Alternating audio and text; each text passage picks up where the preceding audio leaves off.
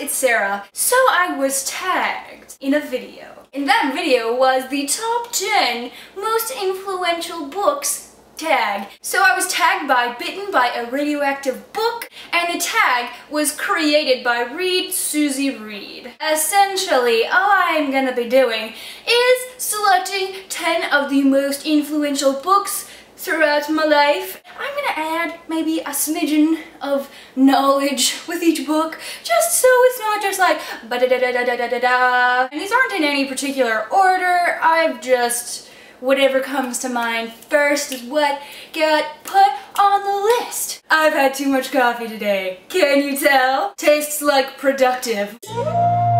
Number 1. Okay. First thing that's gonna be coming to mind is the Harry Potter series. Goes without saying, I mean, this book series was my childhood, essentially. So I read this book when I was 9 years old. I was waiting for a Hogwarts letter. The struggle is real. Reading these books definitely cemented my love of fantasy and magic and all those good things. So, hooray, Harry Potter. Number 2, Dracula. I think I read this when I was 13, 14 when I first read it. I really liked it. I had seen the movie before when I was a lot younger, the 92 version, and I really liked it, and I finally got around to reading it when I was 13, and I loved it. It seriously was awesome. It just made me maybe look at things a little more darker, a little more creepy. It cemented my love of the creepy stuff. Yes. Number 3, Phantom of the Opera by Gaston Leroux. This book I also read, I think right after I read Dracula, because I was like, ooh, I want to get on these old-timey books, and this book was the bomb. The movie, so beautiful, so I just needed to enjoy the book as well. And the book, once again, along with Dracula, helped just bring my realization of how much I loved the creepy and the mysterious and the misunderstood. And it just like helped broaden my worldview on certain things. Number 4, A Series of Unfortunate Events by Lemony Snicket. These books were also my childhood. I was obsessed with them. I read them in like elementary school. I was like on top of the library book collection of those books because I just kept reading them over and over, and I loved them so much. It made me realize that life sucks. No, well, it can. They were infuriating to read because you would want the good to happen, but then life kept shitting on them. And it was just like, why is everything so terrible and there's no resolution? And if they try and do things well, sometimes bad things will still happen to good people. Life lesson. All you can do is persevere and hope that you don't have a crazy uncle who wants to steal your fortune, among other nefarious things. Number 5, Top 10 Greek Legends by Terry Deary. All of like the books that he's put out are all just kind of informational books for children about various things, but the way that they're presented is so ingenious. It's funny and sarcastic and just so informative, and reading these books, it was relatable and hilarious, and it made me really interested in Greek legends. And yeah, it was just phenomenal. And I mean, they are still funny. Like I still have a couple copies, and they're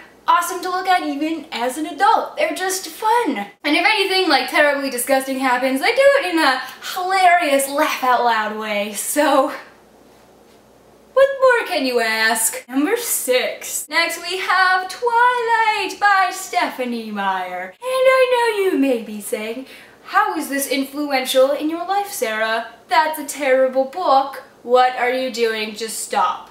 And before you say that, let me just say, in my life, when I was 14 years old in grade 9, I did not have a lot of friends. I was kind of like a loner. I was newish in school. I kind of made friends with a girl, and she showed me Twilight. And because of Twilight, She also showed me City of Bones, but that's a story for another day. But when she showed me Twilight, we bonded. We bonded over Twilight, and she lent me all of her books, and then I went out and bought them, and it definitely brought us closer, and it brought me into like another group of friends, which is so like, oh you. I'm looking back and I'm just thinking like, oh man. But if I hadn't have read it and I hadn't have interacted in the way that I did, it wouldn't have happened. Helped cement cool friendshipiness and community, and it was the cool thing, okay? Shush. Just shush your mouth, your face. Shush, shush.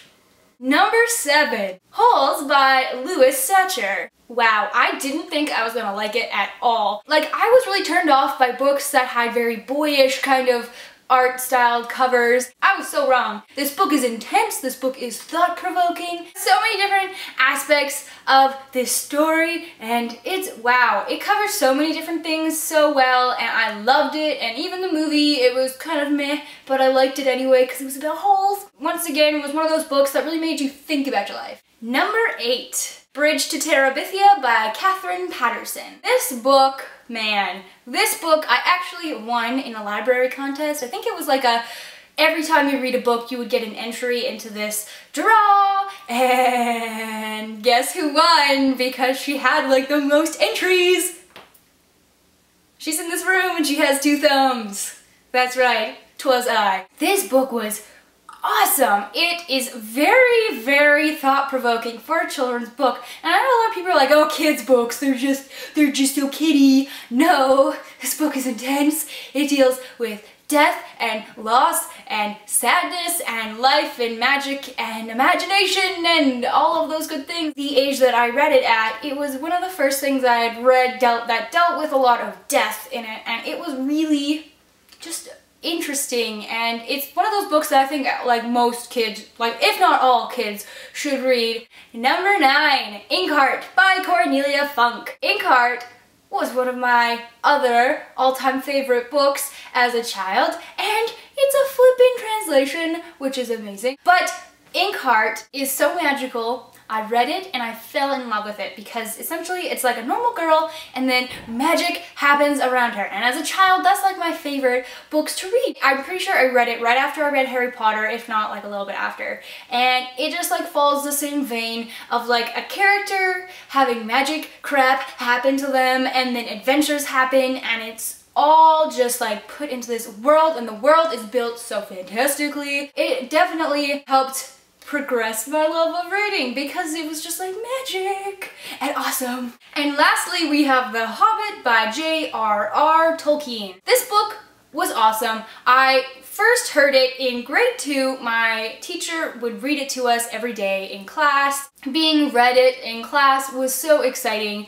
I loved being told this story. It was fantastic. Everybody in class was so invested in the characters and the story, and it was amazing because it made all of my classmates who didn't necessarily like to read — I always liked to read, so I was just like, yes, please, let's do this — but like other people that maybe weren't as interested in reading would be pumped for The Hobbit, and it was just like, yeah, books, books. That was my first ever high fantasy book, and it definitely swayed me to the magic, fantastical, improbable sort of thing. It just like helped my young, impressionable imagination. Alright, well those are my top 10 influential books that I can think of. I'm sure in a few years it'll be a completely maybe different list, and it's exciting because I can look back on this video and be like, oh, so that's what I was thinking at that point in life. What are your most influential books on your life? You should tell me because I'm interested to know. I love like random bits of information from people. It's just like super interesting to me. I'm going to be tagging Wonderness, Lindsay Ray, Elizabeth's Book Babble, Wolf's Whistle, and Wizarding World of Books. But yeah, so those are my books. Thank you for watching. I'm Zara Sunbeams, and I will see you guys later.